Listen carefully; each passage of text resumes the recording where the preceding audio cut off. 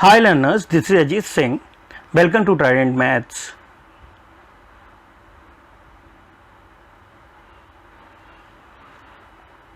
जहां हम सीखेंगे मैथ्स को सबसे आसान तरीकों से। तो let's begin. Good evening everyone. आज मैं जो पढ़ाने जा रहा हूँ वो है हमारा डाइस टॉपिक है जो एनटीएससी में बहुत ही इंपॉर्टेंट है और मोस्टली हर साल इसके 2 या 3 क्वेश्चंस जरूर आते हैं। तो चलिए देखते हैं सबसे पहले कि इस टॉपिक में होता क्या है और कैसे क्वेश्चंस होते हैं, टाइप्स ऑफ क्वेश्चंस क्या हैं और बच्चे उन्हें किससे शॉर्टकट मेथड से और बड़ी फास्ट तरीके से कैसे सॉल्व कर सकते हैं। ठीक है, चलिए स्टार्ट करते हैं। तो जिस तरीके से आपको स्क्रीन पे दिख रहा है कि डाइस हमारे दो टाइप से होते हैं, एक होता है जनरल डाइस और एक होता है स्टैंडर्ड डाइस। जनरल डाइस क्या होता है कि इसके कोई भी दो एडजेसेंट फेसेस का सम हमारा 7 हो सकता है, और स्टैंडर्ड डाइस में क्या होता है कि अपोजिट फेसेस का सम जो है वो 7 होगा। जैसे 3 एंड 4 हो सकता है अपोजिट में, 5 एंड 2 हो सकता है, या 1 एंड 6 हो सकता है। तो इस टाइप का जो डाइस होता है वो स्टैंडर्ड डाइस होता है, जिससे हम मोस्टली जब भी हम खेलने में यूज करते हैं, नॉर्मली जो घरों में यूज होता है डाइस, वो स्टैंडर्ड डाइस ही होता है। ठीक है ना। अब हम देखते हैं कि इस टॉपिक में क्वेश्चंस कैसे आते हैं। तो सबसे पहला क्वेश्चन जो है, तो चलिए देखते हैं। तो आपकी स्क्रीन पे क्वेश्चन दिख रहा है क्या है, what should be number opposite 4, और यहाँ पे हमें 3 पोजीशंस दी हुई हैं। अब हमें इन तीनों पोजीशन को ऑब्जर्व करते हुए बताना है कि कौन सा नंबर 4 के अपोजिट होगा। तो ये तो हो गया एक क्वेश्चन। तो अक्सर क्या होता है यहाँ पे एक की जगह पे 2 या 3 क्वेश्चन भी हो जाते हैं। वो 4 का अपोजिट पूछ लेंगे, साथ ही आपको 3 का अपोजिट भी पूछ सकते हैं, या फिर वो 5 का अपोजिट भी पूछ सकते हैं। तो एक ही क्वेश्चन में 3 क्वेश्चन भी आ सकते हैं। अब बार बार ऑब्जर्व करने में बहुत टाइम लगता है, तो इसका एक शॉर्टकट मेथड क्या है कि आप सिर्फ ये देखो कि जो यहाँ 3 या 4 पोजीशन गिवन है, तो यहाँ पे जो हमारी जैसे इस तरीके से देखा जाए तो यहाँ पे 3 पोजीशंस गिवन है। आप क्या करोगे, किन्हीं दो ऐसी पोजीशन को सेलेक्ट करो जिसमें 1 नंबर कॉमन है। तो जिस तरीके से आप देखते हो, तो अगर मैं सेकंड और थर्ड पोजीशन को देखता हूँ, सेकंड और थर्ड पोजीशन में देखा जाए तो 3 हमारा दोनों में सिंगल ऐसा नंबर है जो कॉमन है। तो हमें क्या करना है, सबसे पहले हमें क्या करना है कि जो भी पोजीशन गिवन है उनमें से दो ऐसी पोजीशन सेलेक्ट करनी है जिसमें सिर्फ और सिर्फ एक ही नंबर कॉमन है। जैसे अगर मैं सेकंड और फर्स्ट एंड सेकंड को देखता, तो यहाँ पे हमारे पास ऐसा था, यहाँ भी 1 कॉमन था, तो हम फर्स्ट एंड सेकंड को भी ले सकते थे। ठीक है ना बात। तो कोई भी दो ऐसी पोजीशन जिसमें सिर्फ और सिर्फ एक ही नंबर कॉमन है। अब जब आपने यहाँ पे, मैंने जैसे सेकंड और थर्ड लिया, अब हमारा 3 नंबर यहाँ पे दोनों में कॉमन है, तो हम क्या करेंगे, 3 से क्लॉक वाइज नंबर्स लिख लेंगे। तो जैसे यहाँ पे हो जाएगा 3, 5, 1, और सिमिलरली हम दूसरे डायग्राम से भी क्लॉकवाइज नंबर्स लिख लेंगे। तो हो जाएगा 3, 2 एंड 4।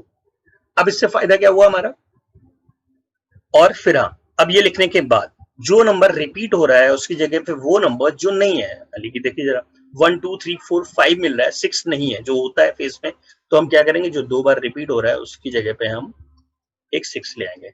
अब जो ये नंबर्स आए हैं ये आपस में अपोजिट होते हैं, 3 6 का अपोजिट होगा, 5 2 का अपोजिट हो जाएगा, और 1 4 का अपोजिट हो जाएगा। तो डायरेक्टली हमें दिखना है यहाँ पे 4 का अपोजिट, यानी कि आंसर हो जाएगा हमारा 1। तो आप इस तरीके से बड़ी आसानी से विदाउट कंफ्यूजन के आंसर बता सकते हैं। क्लियर है। चलिए थोड़ा क्लियर करने के लिए हमें अगला नेक्स्ट क्वेश्चन देख लेते हैं।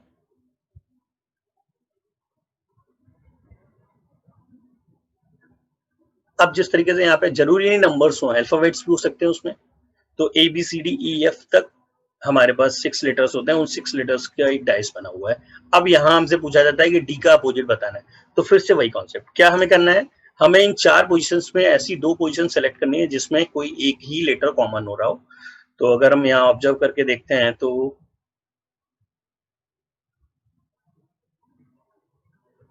तो अभी अगर मैं ऑब्जर्व कर रहा हूँ तो हमें यहाँ पे मिल रहा है, तो कोई ऐसा नंबर है क्या जो सेम सिंगल हो, कॉमन। तो ये है हमारा, अगर मैं इसको फर्स्ट लेता हूँ, इसको थर्ड लेता हूँ, अगर इन दो पोजीशन को ऑब्जर्व करें तो हमेशा जब भी क्वेश्चन होगा तो ऐसा जरूर होगा कि दो पोजीशन आपको ऐसी जरूर मिल जाएंगी जिसमें सिंगल नंबर ही कॉमन है। तो यहाँ पे देखा जाए तो यहाँ पे सी और सी सिंगल कॉमन है। अब हम क्या करेंगे, क्लॉक वाइज यहाँ पे ऑर्डर में लिखते हैं, तो ई सी ए ई हो जाएगा, और यहाँ से देखा जाए तो यहाँ हो जाएगा सी डी पी। तो हमें क्या चाहिए था, बी के अपोजिट चाहिए था, तो यानी कि ये हमारा आंसर हो जाएगा। तो बी के अपोजिट ए आ जाएगा। तो इस तरीके से आप आंसर बता सकते हैं। तो अभी क्लियर हुआ होगा। चलिए और देखते हैं इसमें और क्या टाइप हो सकते हैं।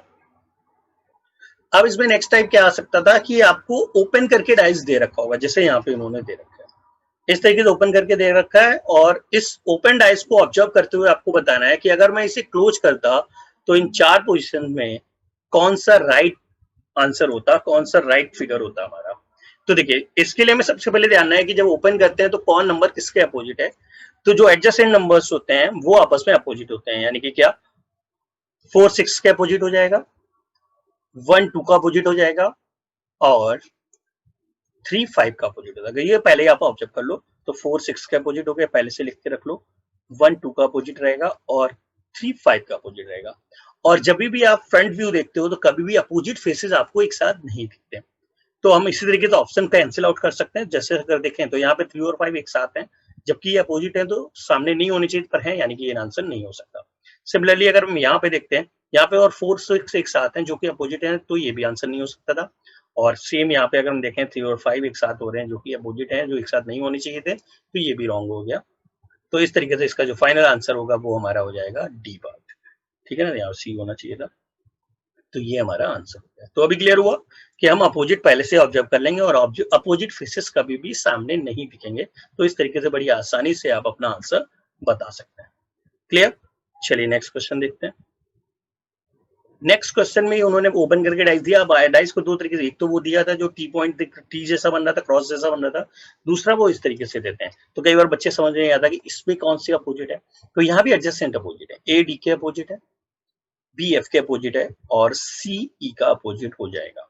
तो आप फिर से लिख लो, ए अपोजिट होगा डी का, सी अपोजिट होगा ई से, और बी अपोजिट हो जाएगा एफ। अब अपोजिट मिल गया आपको। अब हमें बताया कि अगर एक अपोजिट जो है वो फ्रेंड में कभी नहीं दिखते, तो इसका मतलब क्या हो जाएगा हमारे पास यहाँ पे। अब अगर हम यहाँ पे मिलाते हैं तो यहाँ सी और ई एक साथ हैं, तो ये गलत हो गया क्योंकि वो अपोजिट है, तो सामने नहीं होने चाहिए थे। यहाँ पे अगर हम देखा जाए तो ये ऑप्शन हो सकता है। जरा हम और बाकी देख लेते हैं। ये भी रॉन्ग हो गया क्योंकि सी फिर से यहाँ पे एक साथ है, और यहाँ पे देखा जाए तो ये कितना हो जाएगा, बी और एफ एक साथ हो गए, तो ये भी रॉन्ग है, यानी कि आंसर इसका बी पार्ट हो जाएगा। तो अभी क्लियर हुआ इस टाइप के क्वेश्चन कैसे करने हैं आपको। ठीक है, चलिए आगे देखते हैं। अब देखो उल्टा क्वेश्चन, क्या अभी तक क्या हो रहा था, ओपन किया हुआ डाइस था, आपको फोल्ड करके निकालना था। अभी फोल्ड डाइस है, आपको ओपन बताना है कि इन 4 जो हमारे 4 पोजिशन है ओपन के, उनमें से कौन सा राइट आंसर होगा।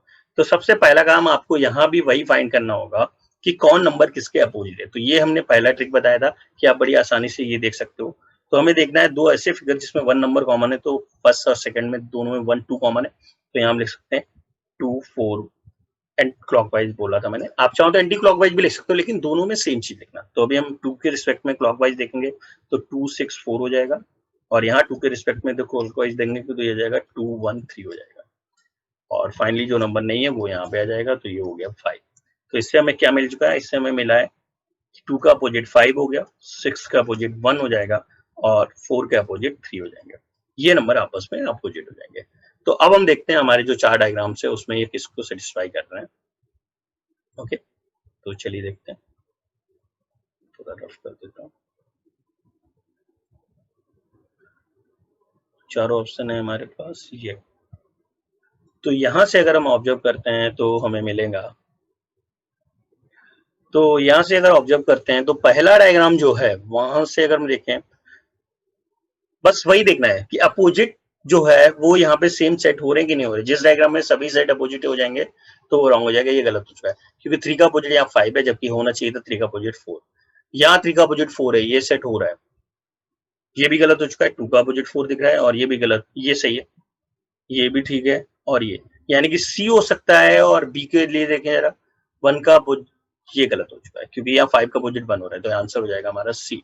यहाँ पे सभी एकदम जैसे देखो, 6 का अपोजिट 1 हो गया, 4 का अपोजिट 3 हो गया, टी का अपोजिट 2 का अपोजिट 5 हो गया। तो इस तरीके से आप बड़ी आसानी से इसके आंसर्स बता सकते हैं। तो अभी आपको समझ आओगे डाइस के कैसे क्वेश्चन आते हैं, उन्हें कैसे सही करना है। तो होप सभी को डाइस टॉपिक बहुत अच्छे से क्लियर हुआ होगा और सभी लोग अपने क्वेश्चंस आसानी से कर पाएंगे। तो आगे अगर किसी भी टॉपिक में आपको डाउट्स है, मैथ्स में 6 to 11 किसी भी टॉपिक्स में, तो आप मैथ्स या मेंटल एबिलिटी में किसी भी टॉपिक में, तो आप मुझे वीडियो में कमेंट करके बता सकते हैं और मैं उसी पे आपका नेक्स्ट वीडियो बना सकता हूँ। ठीक है, तो ठीक है, ऑल द बेस्ट एनटीएससी की एग्जाम के लिए। तो आज का वीडियो में यही रोकते हैं, बाय बाय, टेक केयर।